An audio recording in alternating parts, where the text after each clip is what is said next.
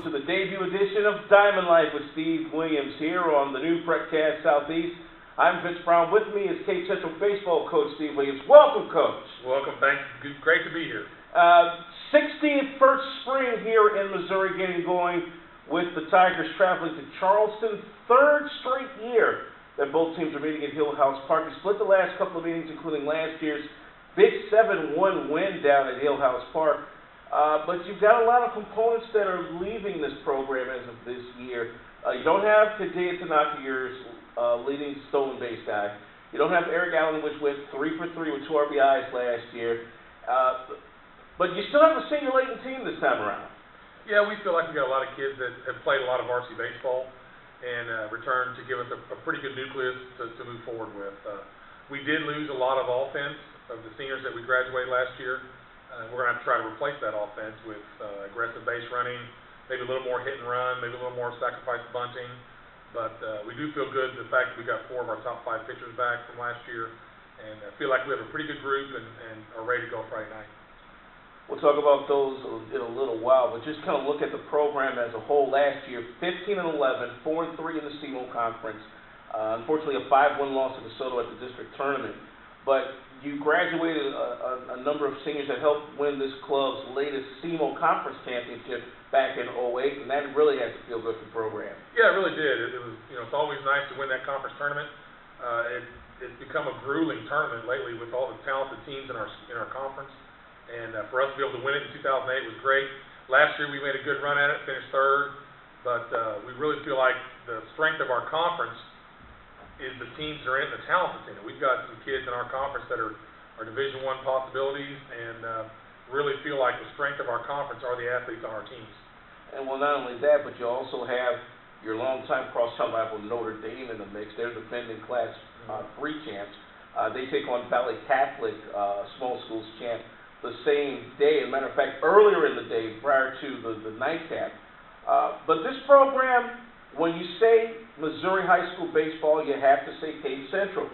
25 appearances in the Sweet 16. That's only one of 3 programs to do so. Of course, you've got SLU High and Sykeston also turning the trick.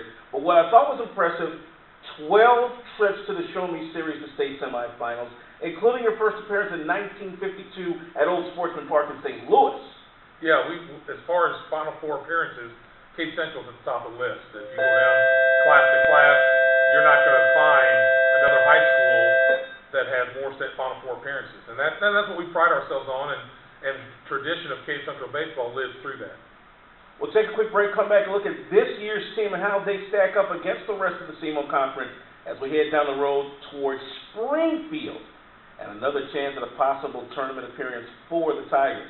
Stay tuned. You're enjoying the Diamond Life with Steve Williams on Prepcast Southeast.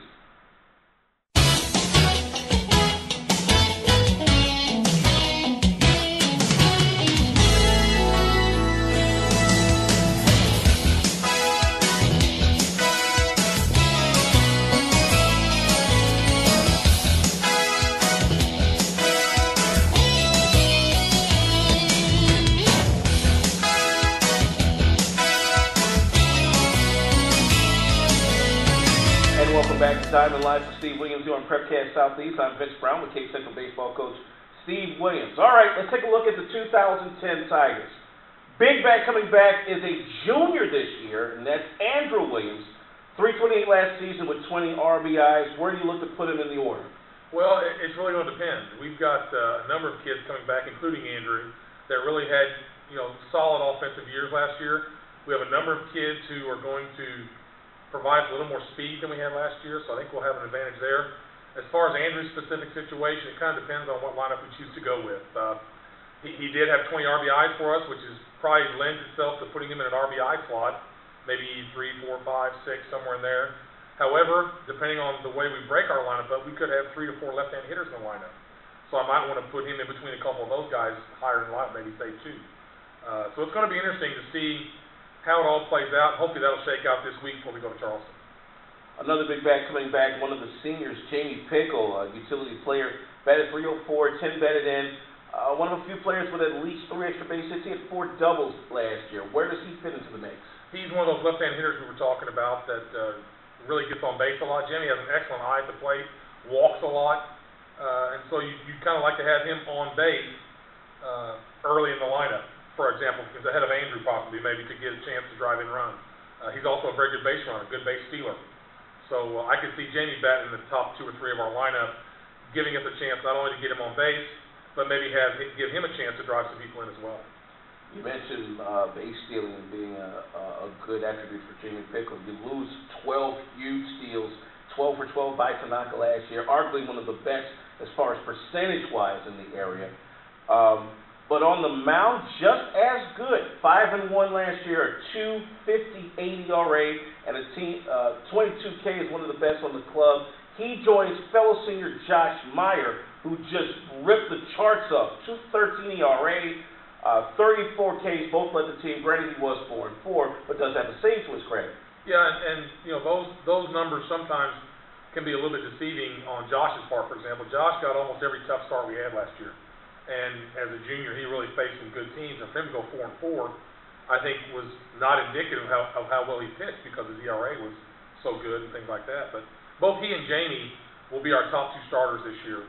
I look for them to really take the bulk of the load when it comes to starting games for us. Andrew Williams will be our 3rd starter, and Josh Comps will be our main reliever behind them. Now, fortunately enough, we have 3 or 4 other guys that can pitch, but I would say those 4 guys will probably carry the main load for us.